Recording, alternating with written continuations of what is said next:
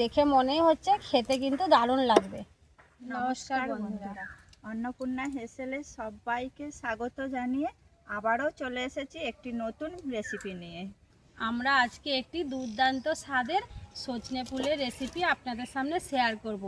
এই সজনে ফুল অনেকে অনেকভাবে রান্না করে, আমরা কিভাবে রান্না করছি সেটাই আপনাদের সঙ্গে শেয়ার করব। তাহলে চলুন শুরু করছি আজকের রান্না। সজনে ফুল চচ্চড়ির জন্য আমি দুটো বেগুন নিয়েছি। বেগুনগুলিকে আমি ছোট ছোট করে কেটে নেব।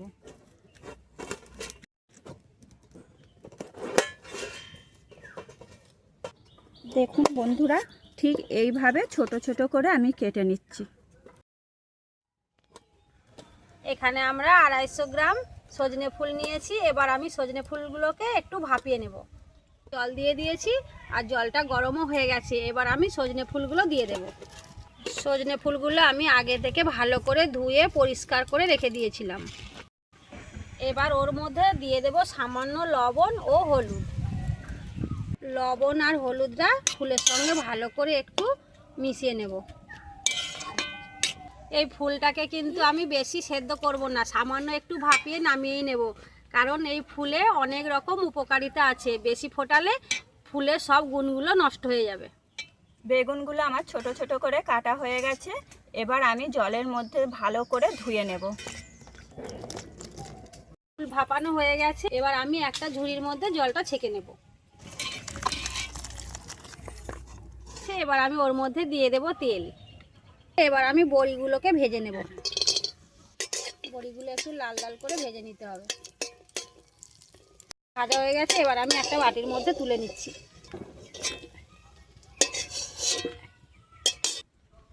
ওই তেলের মধ্যে আমি ফোড়নের জন্য দেব কিছুটা কালো জিরে ও দুটো শুকনো লঙ্কা। লঙ্কা দুটো আমি একটু চিড়ে দিলাম। ফোড়নটা একটু ভাজা ভাজা হয়ে গেলেই দিয়ে দেব ওর মধ্যে কেটে রাখা বেগুন।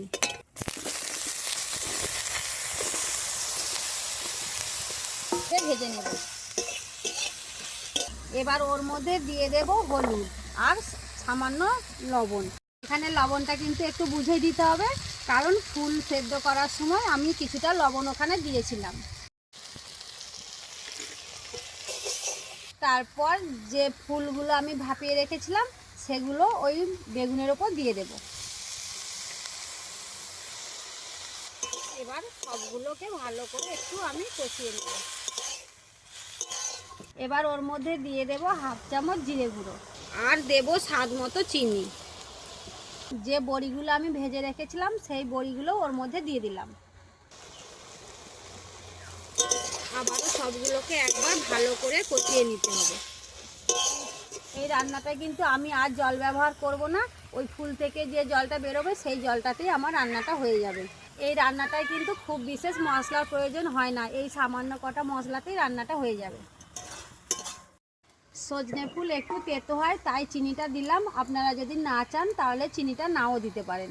তাহলে বন্ধুরা, আমাদের ভিডিওটি যদি আপনাদের ভালো লাগে তাহলে আমাদের চ্যানেলটি সাবস্ক্রাইব করে আমাদের পাশে থাকবেন। আর ফেসবুক থেকে দেখলে ফলো করবেন। রান্নাটা আমার পুরোপুরি হয়ে গেছে। এবার একটি পাত্রের মধ্যে ঢেলে নেব। বন্ধুরা, আমাদের মতো করে সজনে ফুলের চচ্চড়ি আপনারা একবার বানিয়ে খেয়ে দেখবেন, আর কেমন হয়েছে আমাদেরকে কমেন্টে অবশ্যই জানাবেন। এবার আমি একটি পাত্রের মধ্যে তুলে নিলাম। দেখে মনেই হচ্ছে খেতে কিন্তু দারুণ লাগবে।